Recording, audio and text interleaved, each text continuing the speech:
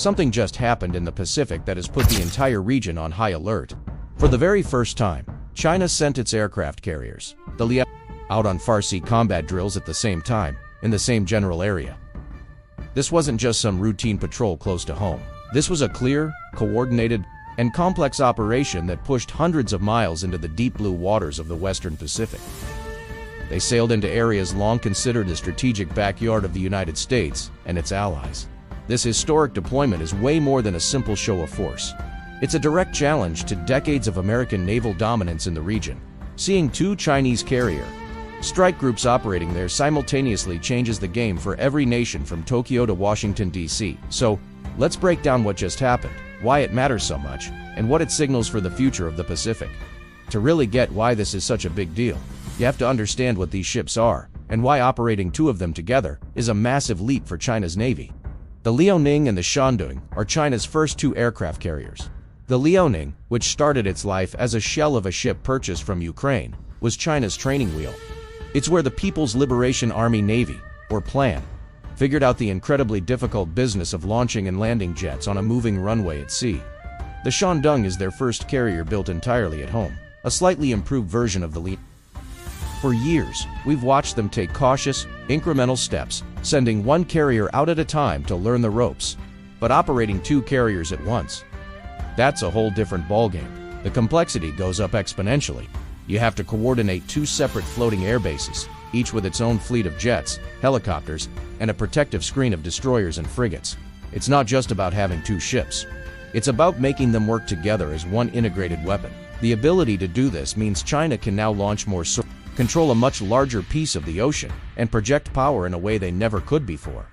Of course, Chinese officials called it routine training, but the message was anything but routine. This exercise shows a new level of confidence and a maturing capability that supports Beijing's goal of building a blue water navy.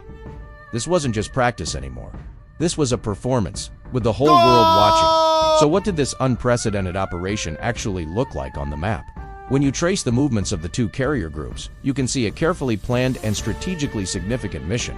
First, the Liaoning carrier group sailed into the Philippine Sea through the Miyako Strait, a critical choke point between Japanese islands. But it didn't stop there. It pushed far to the east, operating near Marcus Island, and, for the first time, crossing what strategists call the second island chain. Think of the first island chain as a line of islands running from Japan down through Taiwan to the Philippines, acting as a sort of maritime fence. The second island chain is much further out and includes the U.S. territory of Guam. By sending the Liaoning past this line, Beijing is signaling that its reach can now touch America's own strategic hubs in the Pacific.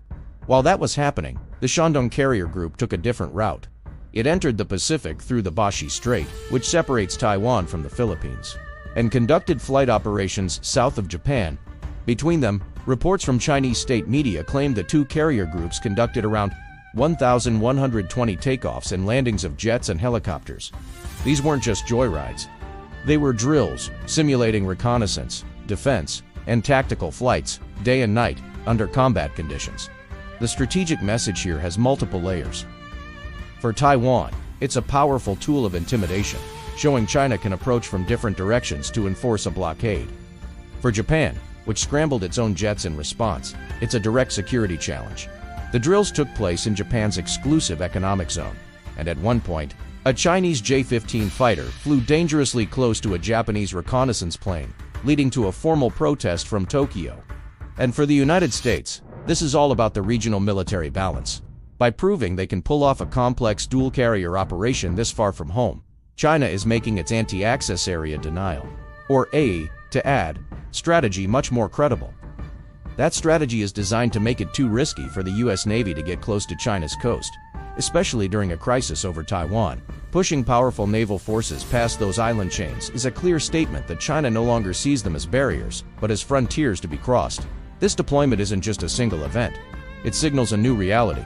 The balance of power in the Pacific, defined for decades by the U.S. Navy's overwhelming strength, is now being openly contested. Now, let's be clear. The United States still has a huge advantage. The U.S. Navy has 11 nuclear-powered while China has two conventionally powered ones in service, with a third, the Fujian, getting close to deployment. But China isn't trying to match the U.S. carrier for carrier. Their goal is different. They want a force that's credible enough to achieve their regional goal, deterring anyone from interfering in a Taiwan conflict and backing up their claims in the South and East China Seas. Being able to send carrier groups into the Western Pacific makes the environment much more complicated and dangerous for U.S. forces. The reactions from around the region show just how serious this is. Japan has expressed strong concern and is beefing up its own defenses on its southern islands. The close call between the aircraft highlights the very real risk of miscalculation, as these powerful forces operate closer together than ever before. Taiwan's defense minister said that by crossing the second island chain, China is sending a clear political message about its ambitions. This all seems to be part of a long-term plan. Back in the 1980s, Chinese Admiral Liu Wacking laid out a vision for the plan to control the first island, chained by the 2000s, and operate past the second island, chained by the 2020s. This latest exercise shows they are right on schedule, if not ahead of it. While Beijing claims the drills aren't aimed at any one country, the strategic purpose is impossible to miss. If you find this kind of in-depth geopolitical analysis valuable, consider subscribing to the channel. Your support allows us to continue breaking down these complex global events and providing detailed reports just like this one. The simultaneous deployment of the Liaoning and Shandong is a landmark moment for the Pacific.